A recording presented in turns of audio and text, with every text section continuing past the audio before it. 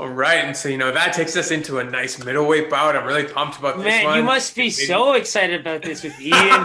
You're just like, you must be just itching. I am, and to be honest, both these guys have dope names, man. Kelvin Gastelum, like that could be a villain on Gotham. You know what I mean? For sure. So we got Kelvin Gastelum taking on my boy Ian Heinisch, or Heinisch, as I like. This guy's given him. He's given his Heineck, but you've given him his official nickname for sure. He's definitely Ian Heinesch to us. I'm hoping he throws some Heinisch next Saturday as well. So, no, you don't. I'm just kidding. So on one end, we got Kelvin Gastelum. Everyone knows this guy, 16-6 record. He has lost 3 in a row, so he's going to be looking forward to getting back on track. But again, look at those 3 names, man. Adesanya, Hermansson, and a split decision loss to Darren Till. So real credible fights. He has a bunch of credible wins as well. And, dare I say, did he put Michael Bisping into retirement? I mean, like, Bisping he's one of those guys that he was all over the place, right? The guy got to see a title fight, GSP.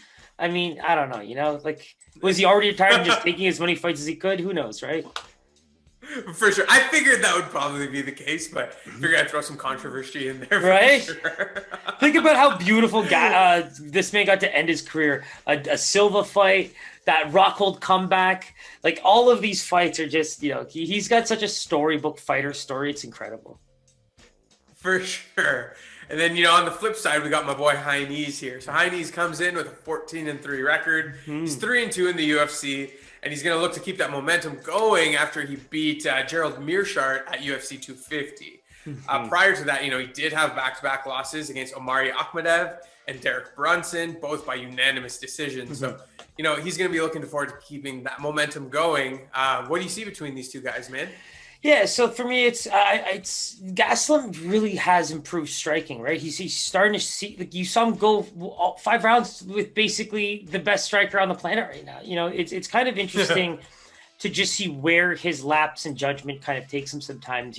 When you look back at the Joker fight, he was actually doing so well on the feet that the fight went to the ground for similar reasons. But I mean, in that split second, I mean, that leg lock basically ended the fight, right? It's unfortunate for Gastelum, but when you even think about that fight, he probably was just so prepared. He looked like he was ready for that one, in my personal opinion. And I think this is very much what you would consider a comeback fight, right? The big thing I like for him in this one is the southpaw against the orthodox with not much of a reach advantage. Like, this man has been working on his boxing so much. And to see him now get the chance to really showcase it, I think we could be watching a very, very interesting striking battle between two guys who actually love to strike. And they have pretty good defense, almost at a 60%, both of them. So I think we're just going to be able to see two guys really go after it. And, the guy with the nice power shots, nice combos. I like the way that Kelvin's learned to throw his power shots, It's putting even some of the best guys off their toes a bit. And I think that's where he's able to kind of utilize his skill in wrestling to offset that, right? Like, his ability to change levels, let alone feint and fake the change in both levels. I just think that's a guy that, without question, half of his striking success has to come with the ability to kind of fake that takedown, because frankly, everyone's going to be looking to avoid the ground with him, other than maybe, Jack Hermansson. So I do like what I see from Ian Heinisch. I do believe that this is the best fight for him. I think that he gets to go in there, take on a striker, a guy that he won't lose much height and reach in front of. He can definitely, bring a submission game to the table. But these guys won't be going to the ground unless it absolutely needs to. They both have similar defense, and even when you talk about Gastelum's takedown accuracy, it's not very high, right? It's still at a 37%. The one thing I want to point out with Gastelum's stats is, when you really think about it, especially over the last little bit, they're against such elite fighters, and he does seem to last a while most of the time. So I think in that sense, you have some skewness, but again, it does have to be accounted for, right? That is part of the statistical approach. But yeah, I think that's what kind of shocks people the most, is where that fight could be a lot closer than you think. Because let's think back to the Gastelum line with Joker. A lot of people thought that line was outrageous. So did we.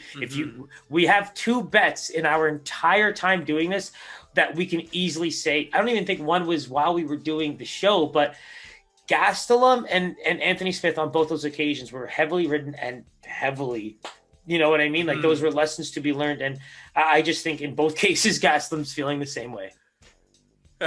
Yeah, I mean, you're completely right. And it's going to create some hesitation on the trigger finger on Gastelum again, given how we've been burned in the past. So, let's dive right into these lines here. Who do you see being the favorite here? With that said, I can see him being a favorite up onto a -250, but again, he can't be a pick'em. There's just no way you can give Kelvin Gastelum a pick'em after that kind of a record and after that kind of a showing in some of the fights he's put together. So I will be giving him a -200 line to kind of play both sides. Oh man, I want to give it to you. Let's give you another showcase show. Wow. Let's do it, man. Let's do it. I'm down to see my boy again. There he is. Wow, how is this even real? This is like wow. It might be time. -200, right? I did say -200. Is that -200? Yeah. So he's a -210 favorite. So within the Jesus. 10, that's well worth it. Yeah, well done. Well done. Paizen. Me and you will need to have a meeting over the next little bit here.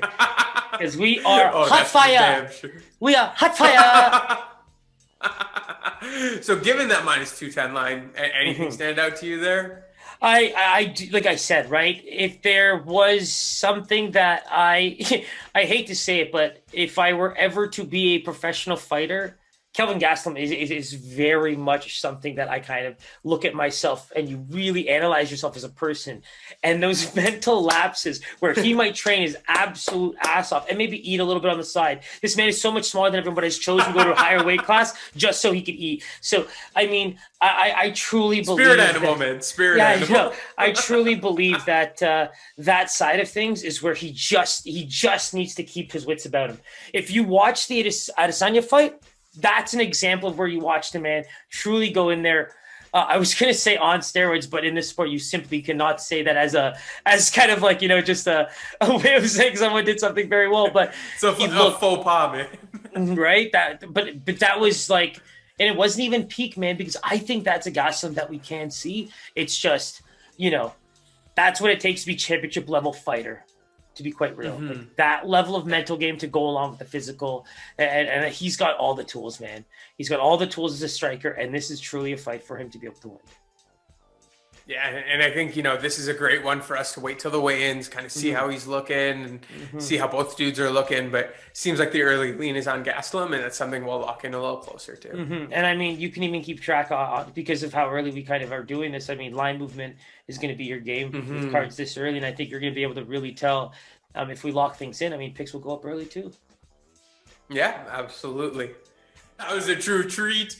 Make sure you hit that subscribe button, hit that bell button if you haven't already done so. Instagram, Twitter, all that good stuff is down there. Give us a follow. Picks will be on there. Always a treat with you, Mr. Sukumar. My man, Mr. Paisan. We'll see you guys soon, man.